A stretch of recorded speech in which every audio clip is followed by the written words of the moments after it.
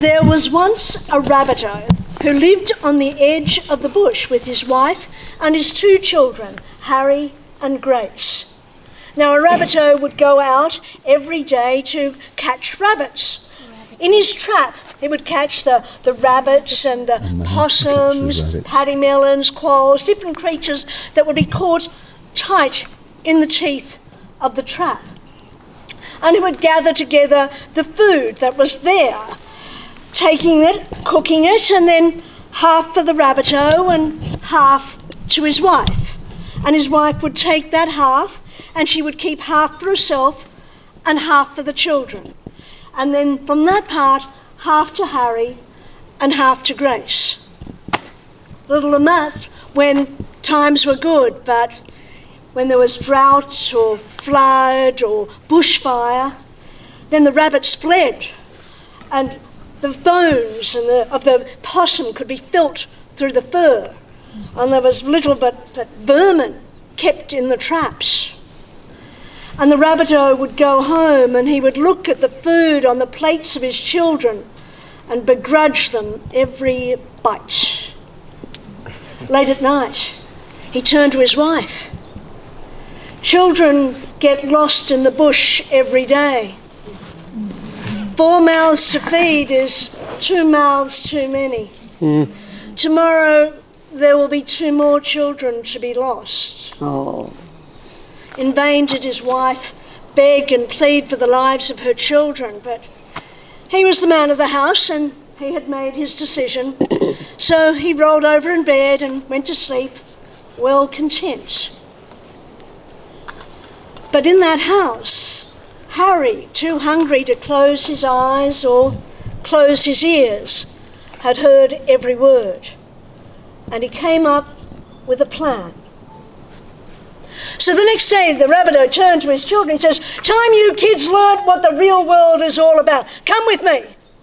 And so the children went along the way, following him as their father led them away from the only home they had ever known, and they went off following him. "Come on, you need to catch up or you'll be left behind." And they kept on walking, and Grace, she lingered behind because good walkers are always at the end of the line. And she gathered the ancient ginkgo leaves that are like golden angel wings, and she picked them up one at a time and tossed them into her pockets and into her apron and continued on, dropping one after another, a trail of gold behind her to find her way. And they kept on going as their father called out, "Come on or you'll be left behind." And they started running faster and faster to try and catch up. "Get up, hurry up or you'll be..." And they kept on running. Breath short, legs short, hope short. You'll be left behind. They were alone in the bush. All the trees around them close, all the same. And they looked back at that trail of gold and they saw the fingers of wind lift up those golden angel wings and cast them into the sky to drift away like their father's voice. And they kept on wandering, looking down, and Harry, he looked at the earth, and they were lost. He had no hope. But Grace looked up, and she saw a cockatoo with a golden crest, gold as those ginkgo leaves, and she saw it as a light, and the wings spread out of the cockatoo like the wings of an angel. And Grace walked on with Harry following behind. And they continued on as the sky grew dark and the sun grew low in the sky, and they went round with the trees around them all grey-green, all the same, nothingness, and the fingers of the branches reaching out to claw at them and drag at them, pulling them back to the past, but there was no past. And they kept on searching on until at last they came to a clearing where the trees grew away and the grass was soft. And in the midst of that cleared grassland there was a fire, a campfire, warm and bright in all that grey. And the children drew close to the warmth. And then And then they realised they were not alone.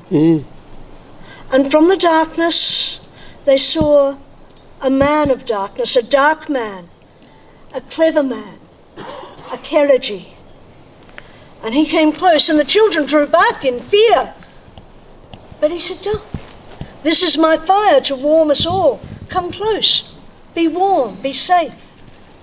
And the children were close to the warmth of the fire so that the shadows were on their face, but the light was there too. And they turned to him and they said, we are hungry. Can you give us food? Here. We are in a world of food. Here is our food. We are lost and homeless. We have no way. Here. Here is all our home. We have no way to go forward. Here. You are here. And so they drew close and they were hungry. So he took them and he went into that vast bushland full of grey-green sameness and he stopped. And he showed them a bush with red flowers, all gold-spangled. You've seen them, the grevillea. And he took it up and he put it in a cup, a wooden cup of water, and they drank, and it was nectar. It gave them food, they gave them energy. And they saw that it was different from every other plant, and he led them on, showing them the meanings of the plants that were around them. The purple dianella, this one to eat, this one is poison. And Grace looked around, and she saw a world made of food, a home of food, and she saw a man made of kindness. And she knew that here was home. But Harry looked around and he saw strangeness and darkness. He saw a man who was foreign and therefore full of fear for him. "We got to go, Grace. This isn't our place.